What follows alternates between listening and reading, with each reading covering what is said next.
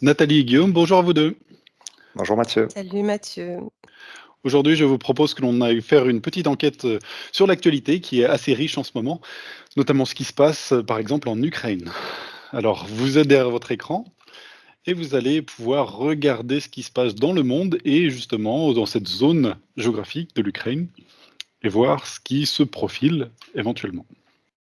Je vous laisse prendre les informations, décrypter tout cela et me dire si vous avez des choses qui vous viennent.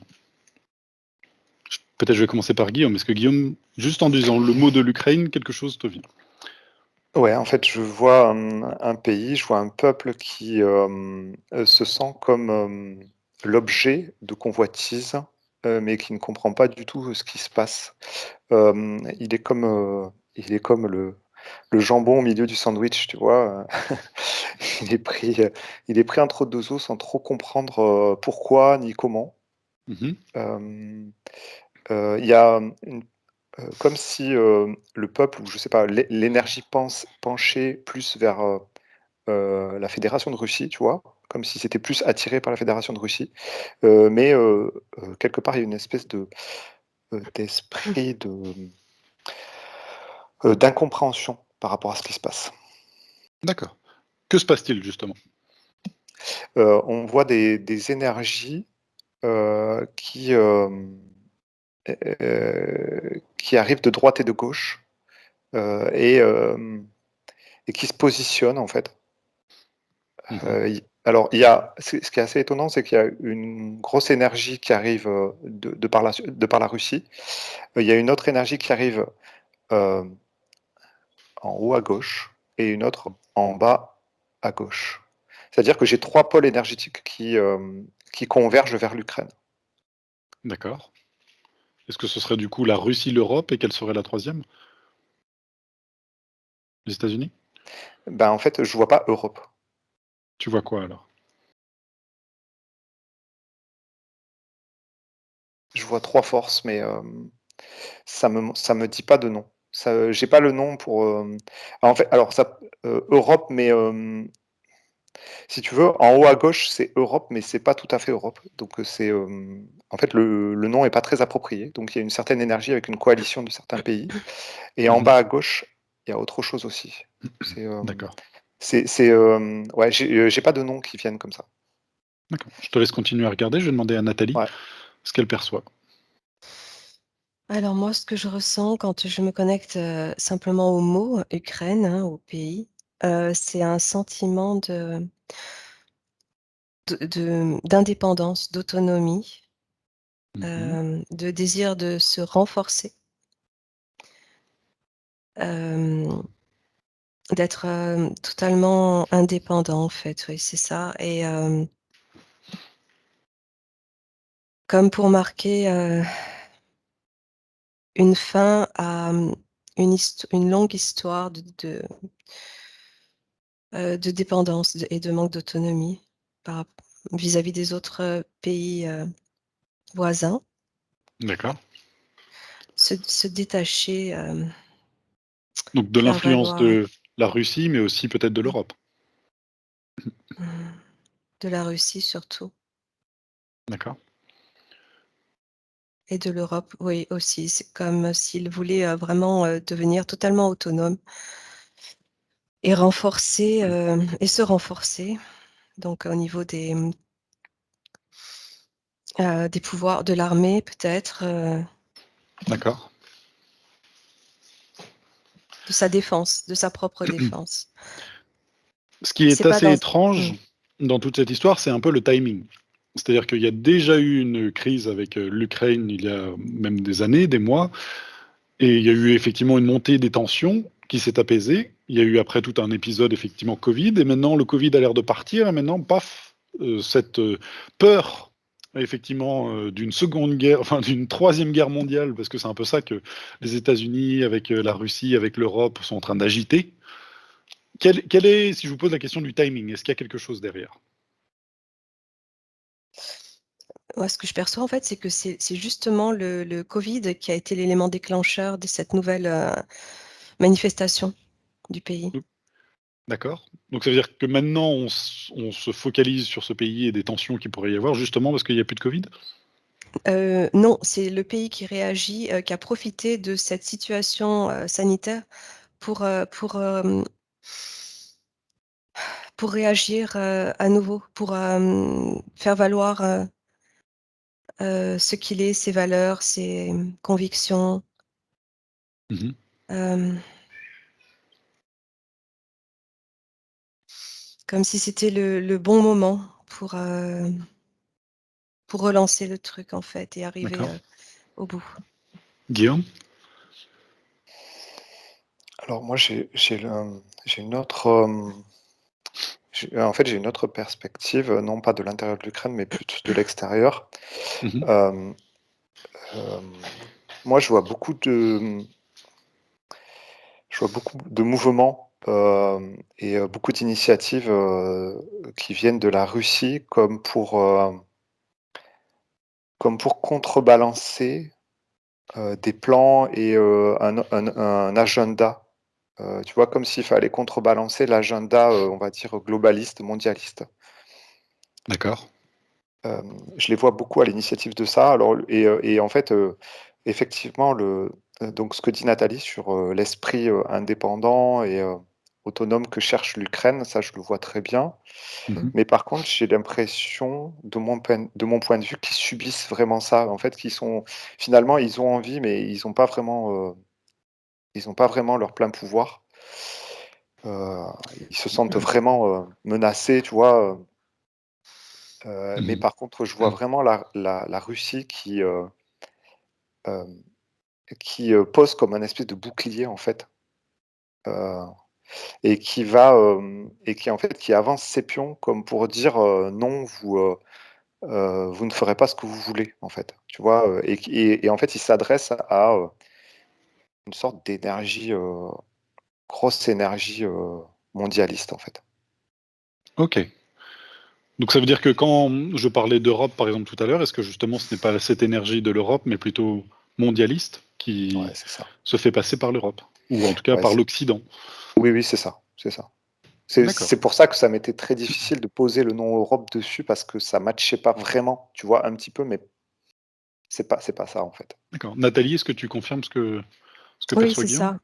Je voyais, ce qu'il disait tout à l'heure, l'effet sandwich, en fait, où, ils sont un petit peu, tiraillés de tous les côtés, D'accord, et je vois au premier plan aussi, l'influence de l'Europe.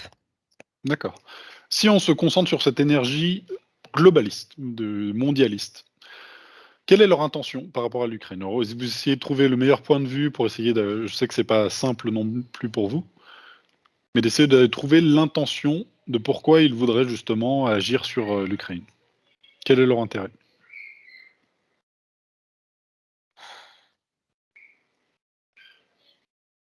Je sais pas, moi, je vis-à-vis de l'Europe, je vois plus une alliance qu'autre chose. Entre quoi et quoi? L'Europe, et l'Ukraine, enfin, les pays d'Europe, et avec l'Ukraine, comme pour, former une alliance contre ce qui est en train de se générer côté Russie. D'accord. Guillaume, tu vois quoi? Oui, oui, oui, oui, moi j'ai ça aussi, c'est-à-dire que c'est comme si cette, énergie mondialiste voulait gagner du terrain, voulait grappiller des voix, tu sais? Et voulait aller, au plus loin possible, tu vois? Comme s'il voulait s'opposer effectivement à cette Russie, à ce peuple Mmh. presque comme s'il voulait, damer des pions, tu vois? Gagner du terrain. C'est du gagne-terrain, c'est du manche petit, on va dire, je sais pas comment dire. C'est comme Mmh. s'il voulait grignoter, heu, sur des, heu, sur des territoires qui ne leur appartiennent pas, mais même dans le cœur des gens, tu vois? C'est comme s'ils essayent de prendre des soldats à l'adversaire. D'accord. Mais en même temps, on a vu que l'Ukraine voulait quand même devenir indépendante. Elles veulent se libérer de la Russie, de leur, influence, mais pas forcément Ouais. pour, rentrer pleinement dans l'Europe. Ouais, mais tu vois, ce qui Ouais. m'étonne, c'est que, moi, j'ai une partie de la population qui se sent vraiment, soviétique, je sais pas comment dire, tu vois? tu vois, qui se sent Ex-URSS. encore ex-URSS, tu vois, qui se sent encore dans cet esprit-là, en fait, et dans cette. En fait, il y a quelque chose dans le cœur des gens Oui. qui les rattache à ça. D'accord. Alors, ce qui est intéressant ou pas par rapport à tout cela, c'est finalement tous les partis, tous les pays qui se positionnent pour créer justement une tension derrière et une menace de guerre. Si vous regardez du côté de la Russie, par exemple, quelle est l'intention de la Russie? Non, ils veulent pas la guerre. Alors, pourtant, si on regarde les, les médias, on voit justement uniquement, par exemple, des chars russes qui se positionneraient à certains endroits et qui justement, et même cette semaine, Biden donc, a déclaré que si justement il y avait une invasion, ils n'hésiteraient pas à justement utiliser Mm. la force pour les chasser. Mm. Ouais. Bah, quand tu as parlé de la Russie, là, je voyais carrément du feu, moi. Si D'accord. ils pouvaient tout faire brûler, quoi, tout faire cramer, s'il le fallait, faire disparaître. De quoi tu parles de la Russie ou des États-Unis? Oui, la Russie. Non, non, la D'accord. Russie. D'accord. Ils sont prêts à tout, hein. Enfin, moi, de ce que je ressens là, ils sont prêts à tout. D'accord. Alors, ils Euh, sont prêts à tout pour quoi? Pour contre, rentrer en guerre? oui, pour entrer en guerre. Enfin, D'accord. ils sont prêts à tout pour ne pas laisser l'Ukraine aller vers euh, prendre cette importance en fait, cette indépendance, cette autonomie et se renforcer. Ils sont prêts à. Il y a quelque chose qu'ils refusent catégoriquement en fait. Il la, il la considère comme un sous-pays en fait. D'accord. Voilà, ils veulent surtout pas l'émergence. Guillaume? Alors, moi, je vois pas de. Alors, bon, après, c'est juste des lignes de temps, hein, mais moi, en termes de lignes de temps les plus probables, je vois pas de conflit. Je vois que, en fait, un peu comme ce que dit Nathalie, j'ai l'impression qu'ils considèrent l'Ukraine comme une sorte de base avancée, tu vois, comme d'un avant-poste. D'accord. Et effectivement, ils ont pas envie de voir cette force occidentale s'emparer de l'Ukraine, mais je vois pas non plus l'envie de annexer, enfin d'envahir ce pays non plus, tu vois. Mhm. En fait, j'ai l'impression qu'ils veulent juste le statu quo et qu'ils veulent juste défendre leur position, asseoir leur position. Alors c'est sûr que je suis positionné là, tu vois, je suis positionné d'une perspective russe. C'est-à-dire, c'est comme si je m'étais assis là, j'avais Mhm. posé ma chaise au niveau de la Russie et que je regarde l'horizon, quoi, tu vois. Ok. Très bien. Alors, ce qu'on pourrait Mm. faire même, c'est que peut-être, Guillaume, tu pourrais aller du côté vraiment russe, et Ouais. de l'endroit où se prennent les décisions, justement, par rapport à la Russie, et à l'inverse, Nathalie, aller du côté des États-Unis, du côté de Biden, justement, qui semble être justement les plus avancés sur ces prises de position, et l'Europe a l'air de suivre. Et voir quelles Mm. sont les intentions des deux côtés.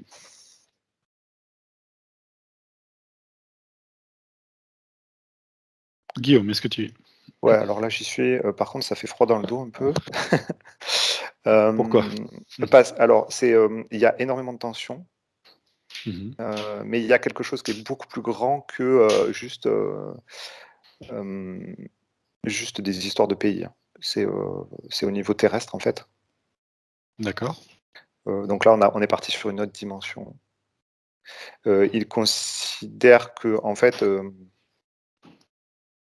l'Ukraine, c'est vraiment une petite partie du puzzle de ce qui se joue aujourd'hui sur Terre. D'accord. Attends, j'explore. En fait, ouais, ok. Il y a plein d'endroits de tension dans le monde. On nous montre l'Ukraine, mais en fait, il y en a d'autres. Tu vois, je pars dans le Grand Nord là aussi. Euh, oui, il y a vraiment un jeu stratégique, géopolitique qui se joue à l'échelle mondiale pour la Russie. D'accord. Ok, qu'en est-il du côté de Nathalie, Ben, des États-Unis? pareil, en fait, c'est très stratégique ce que j'étais en train d'observer. C'est dans l'idée de déclencher. Je pensais pas percevoir ça, mais c'est comme se servir de l'Ukraine pour déclencher une guerre contre la Russie. D'accord. Voilà ce que je Donc, ressens. si je résume, vous me dites si je me trompe, du côté de la Russie, c'est de défendre ses positions, de ne pas rentrer en guerre, mais par contre, du côté des États-Unis, c'est mettre le feu aux poudres, un petit peu. Ouais. Ouais, c'est mettre le feu aux poudres, ouais, c'est tout à fait ça. Enfin, moi, c'est de ce que j'en perçois, oui. Oui, j'ai l'impression que Et c'est c'est ça. vraiment se servir du pays pour aller au front, quoi. D'accord. Quel est l'intérêt, peut-être des États-Unis? Parce que je comprends, bizarrement le côté de la Russie, qui défend ses positions et dit: «Bah, eux, c'est nos amis, on» et que peut-être les Ukrainiens, eux, ne le considèrent peut-être pas comme ça, mais de leur point de vue, ça l'est. Quel est l'intérêt, par exemple, des États-Unis qui sont, pas du côté de ils sont un peu loin par rapport à tout cela? Je fais le naïf volontairement. Mmh. Ouais, je sais pas, un chant de la provocation pure. D'accord. Si je remets cette question de timing sur la table, que justement on vient de sortir, justement, on est en train, tout le monde le voit plus ou moins, du Covid et ça a été compliqué et là, boum, on nous met justement, le drapeau de, 3 guerre mondiale en approche ou en tout cas, au minimum, c'est une sorte de guerre froide, heu, qui est déjà en place. Qu'est-ce qu'il y a à savoir par rapport à ça?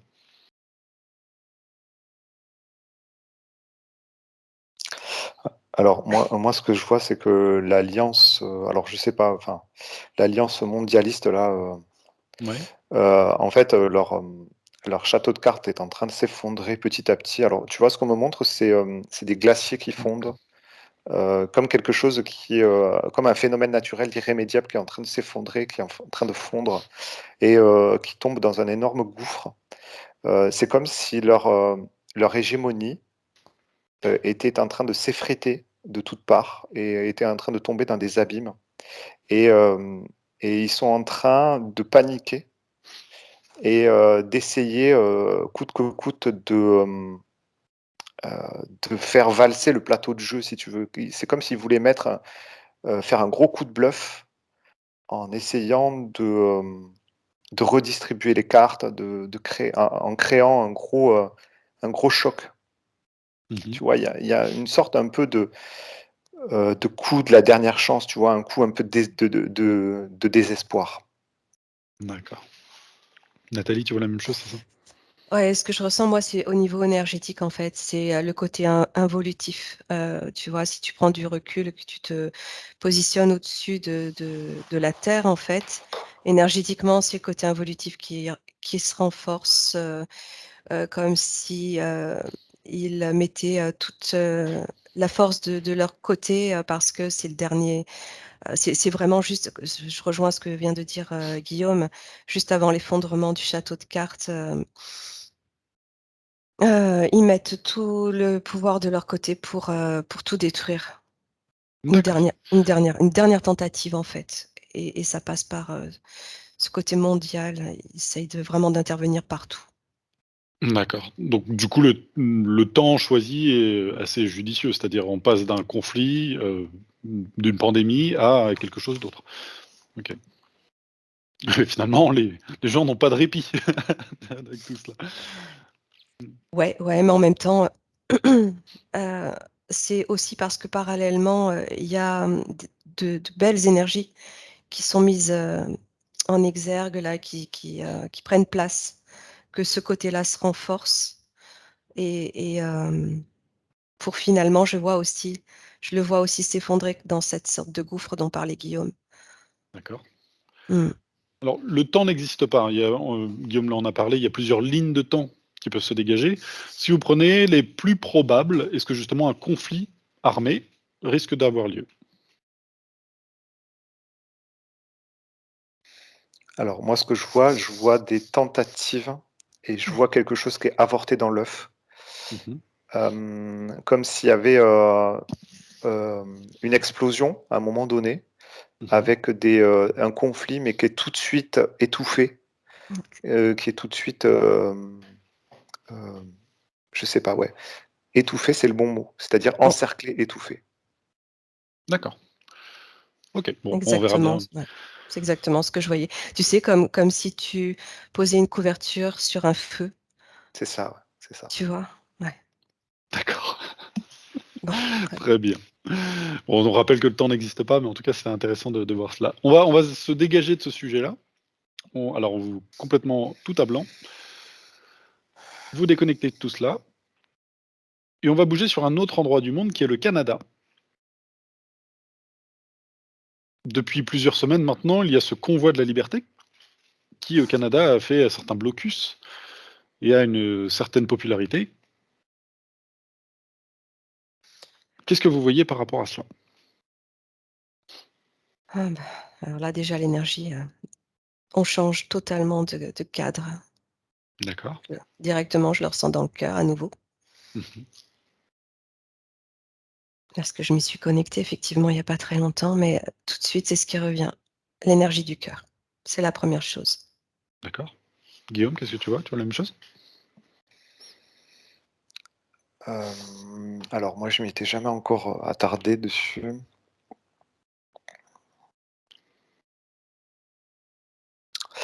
C'est marrant, je vois comme une sorte de d'énergie qui transperce le Canada. Euh, j'ai l'impression que plus rien ne sera comme avant là-bas. D'accord. Et tu sais, il y a quelque temps, on avait fait une enquête et j'étais arrivé à Vancouver, tu sais, et je ne sais pas si tu te souviens, mais j'avais vu comme si quelque chose avait émergé de Vancouver, tu vois. Et, Mhm. et en fait, je retrouve cette énergie qui part de Vancouver et qui transperce tout le Canada, Mhm. comme une flèche lumineuse, en fait, qui vient illuminer, en fait, l'ancien Canada, tu vois, qui vient déchirer l'ancien Canada, qui vient apporter des nouvelles énergies. D'accord. Donc c'est quand même quelque chose de très lumineux qui est en place. Ouais. Ouais, c'est lumineux. Il y a quand même le pendant, hein, mais si on fait le bilan, c'est lumineux. D'accord. Est-ce que ce convoi de la liberté va aboutir à quelque chose derrière? Bon, je rappelle encore une fois que les lignes de temps sont multiples et qu'une seule, c'est difficile pour nous de prévoir l'avenir, mais que voyez-vous par rapport à tout cela? Alors déjà, juste pour compléter aussi Guillaume, parce que c'est ce que j'étais en train de percevoir, tu vois, Ouais. je voyais vraiment cette énergie qui est en train de s'installer progressivement et ça fait comme une nappe de brume, mais très belle en fait, très lumineuse et je la vois rose qui s'installe sur tout le Canada et c'est une énergie, de paix en fait, tout simplement, d'harmonie. Mhm.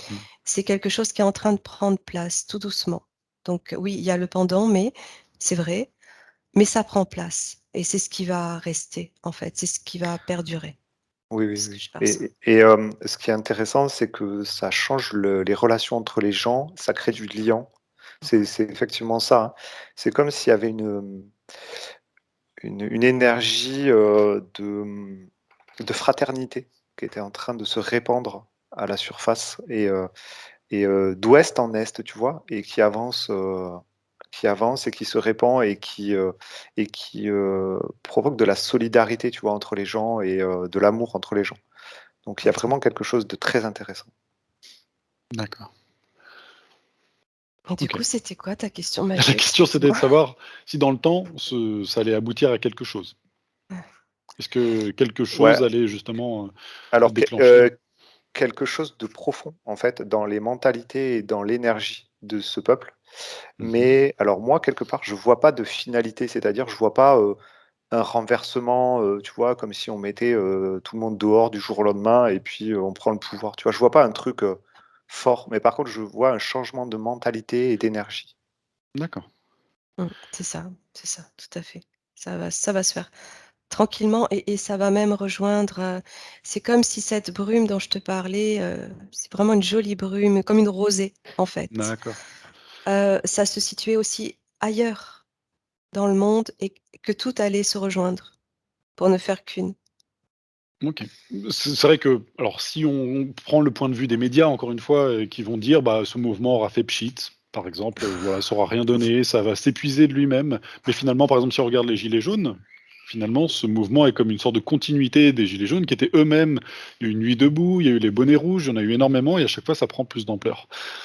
Finalement, si on met tout cela dans une sorte de logique, qui à chaque fois trouver d'autres moyens de justement perturber, bah, tout est assez cohérent.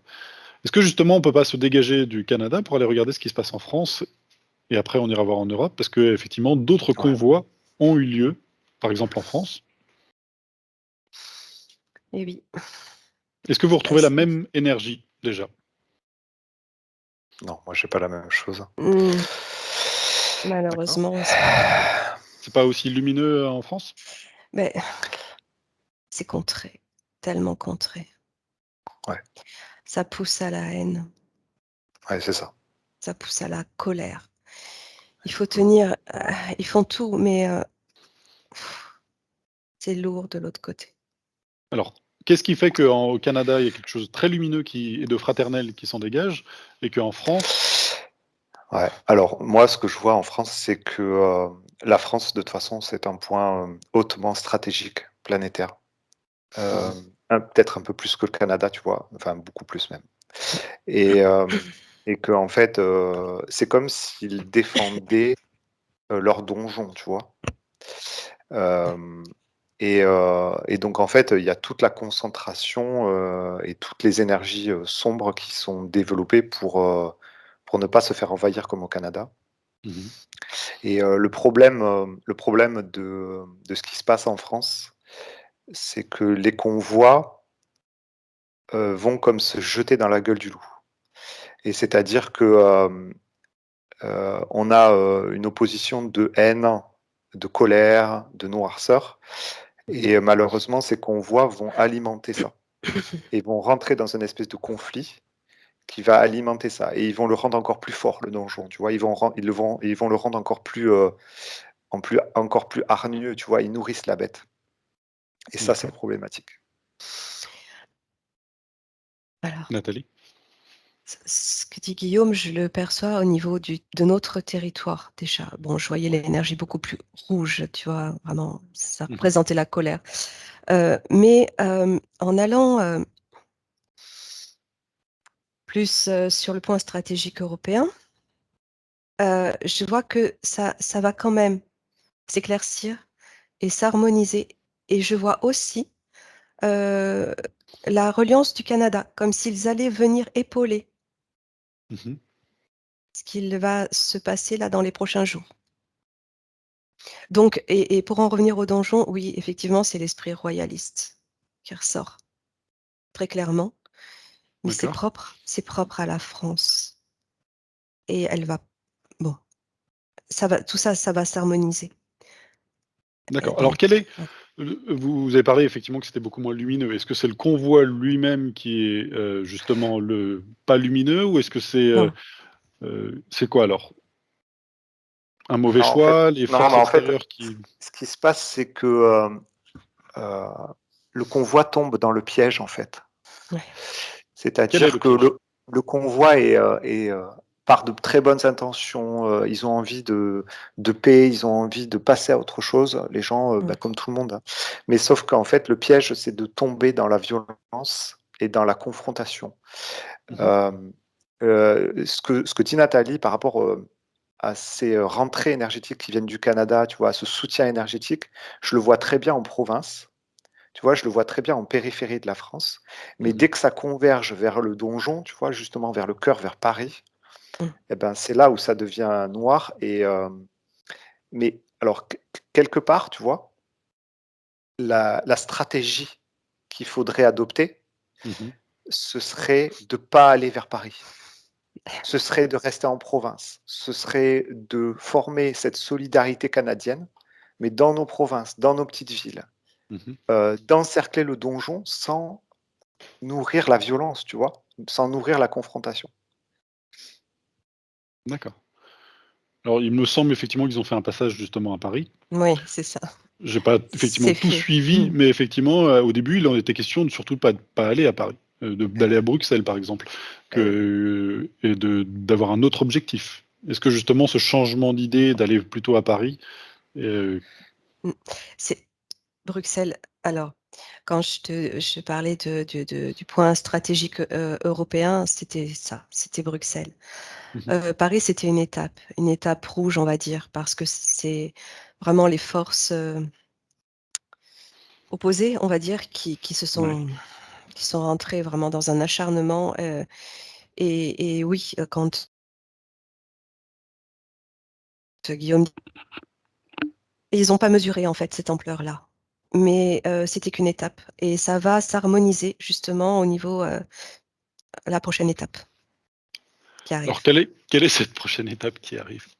Bruxelles, justement. Alors C'est est-ce que Bruxelles. justement, en rejoignant Bruxelles, quelque chose redeviendra plus lumineux? Mais c'est là où je voyais l'intervention, la solidarité, l'accompagnement du Canada. Alors, il n'y a pas que le Canada, il y a aussi d'autres convois en Suisse, par exemple, en Ah oui, Allemagne, un peu partout d'ailleurs en Europe, qui ont ah oui, tous oui, eu plus oui, ou moins cette idée. Et le fait oui. de tous se réunir justement vers Bruxelles, C'est ça. C'est là où les choses vont s'harmoniser, où l'énergie va s'harmoniser. Oui, oui, bien sûr, il n'y a pas que la France, non, non, c'est tous les. ok. euh, c'est le point de rencontre, en fait. Guillaume, tu veux la même chose? Euh, Moi, en fait, ce qu'on me montre, c'est que les capitales sont des endroits stratégiques pour l'État profond, on va dire. Mhm. Mhm. Et que quelque part, on me montre la lumière autour dans les différentes provinces et tout ça, tu vois. Mhm. Mais on me montre pas la lumière dans les capitales. Et c'est comme s'il fallait pas aller à la confrontation dans les capitales. Parce on allait perdre notre énergie. Et que la stratégie, je reviens à la même stratégie qu'en France, la stratégie idéale, c'est de faire briller la lumière et d'isoler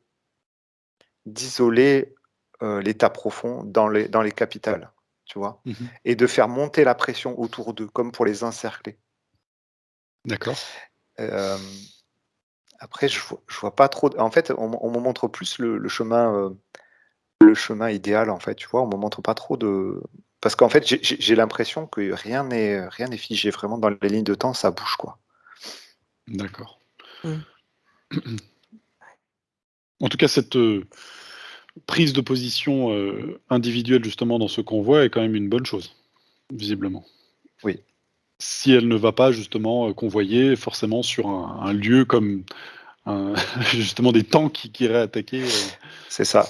Bah, Si on va pas sur le champ de bataille, c'est bien. Ok. c'est symbolique, en fait. Ce champ de bataille, c'est symbolique. C'est comme s'il, c'est une étape. Comme il fallait qu'ils se rejoignent pour marquer leur saut. Mais D'accord. en parallèle, je vois, oui, effectivement, toutes les provinces comme des petites lumières qui s'illuminent un peu partout. Ça va se jouer sur tous les territoires, sur tous les plans. Est-ce que le conseil serait finalement de faire le tour de la France, de tous les départements, sans jamais passer par les grosses villes, par exemple? Et justement, parce que c'est ça aussi qui était intéressant avec les gilets jaunes, c'est que c'était pas une manifestation de Parisiens, c'était une manifestation C'est ça. de gens qui étaient dans la province et qui disaient: «Attendez, nous on existe, on aimerait bien, qu'on soit considérés aussi et que ce soit pas toujours effectivement des lois qui sont faites par rapport à ce qui se passe sur Paris». Ah oui, oui. Mmh. Ah oui, OK. mais tout le monde se sent concerné, en fait. Ça touche chaque individu, là, chaque personne. C'est OK. vraiment une énergie, ça va au-delà comment dire, manifestations, des premières manifestations des Gilets jaunes qui ont eu lieu. Heu, Même si aujourd'hui ils s'harmonisent à tout ça, Mmh. c'est bien au-dessus, l'énergie est bien plus lumineuse. D'accord. Bon, en tout cas, c'est C'est très plus intéressant puissant. effectivement, parce que ça donne justement on pourrait se dire tous, à premier abord: «Bah oui, il faut absolument que tout le monde converge vers Paris pour mettre la pression sur eux». Ça semble être justement, la dernière chose à faire, car le mouvement Mmh. serait comme retourné, déjà par la force, mais aussi par peut-être les médias qui pourraient le tourner en ridicule, un mouvement pour le faire passer comme violent. C'est pour ça qu'ils s'y arrêtent pas. Ce sont vraiment des étapes, en fait. D'accord. Ok, en tout cas, c'est très intéressant. Est-ce que vous avez quelque chose d'autre à rajouter, peut-être, Ouais, Guillaume? ce qui est intéressant, tu vois, par rapport aux dernières enquêtes qu'on a fait, Mathieu, sur les énergies en France et tout ça, c'est que il y a quelque temps, on voyait juste des petits spots s'allumer, tu sais, des petits spots lumineux qui s'allumaient par-ci, par-là. Et que Oui. là, par exemple, tu vois, je regarde l'énergie globale en Europe et je vois, par exemple, dans l'Est de la France, toute une énergie globale qui s'est allumée. Tu vois, il y a une grande lumière qui se répand. Euh, euh, Tu vois, le centre de la France aussi, ça commence à s'allumer. En fait, il y a des zones complètes maintenant, des régions qui, euh, qui sont dans la lumière. Alors certes, Paris, c'est vraiment sombre, hein, mais après, tout ce qui est province, tu vois, ça commence à vraiment envoyer, tu vois, envoyer de la lumière. Et ça, c'est vraiment réjouissant parce qu'il y a eu des moments où on était un peu, tu sais, Effectivement. C'est tu comme vois, si elles se donnaient la main, en fait. c'est Celles ça, ouais, qui sont allumées vont allumer les autres ouais, et ça c'est ça, va faire, voilà, avoir un effet boule de neige comme ça. oui, Ok, c'est ça. super. Sur ces belles informations, on va arrêter cette enquête aujourd'hui. Si vous nous avez suivis jusqu'au bout, merci à vous de nous laisser un beau commentaire, effectivement, de mettre un pouce vers le haut, soit sur ma chaîne, celle de Nathalie, ou celle de Guillaume. On a tous les trois les chaînes, donc allez y faire un petit coucou et puis allez vous abonner. Il y a différentes enquêtes aussi que chacun propose. Et merci en tout cas à tout le monde de rester bienveillant. C'est vraiment très important, parce qu'effectivement, justement, il faut rayonner cette lumière tous ensemble pour que de belles choses arrivent. Merci à vous deux pour toutes les informations. C'était très intéressant. Merci à tous ceux qui nous ont suivis. Merci. Merci. Merci.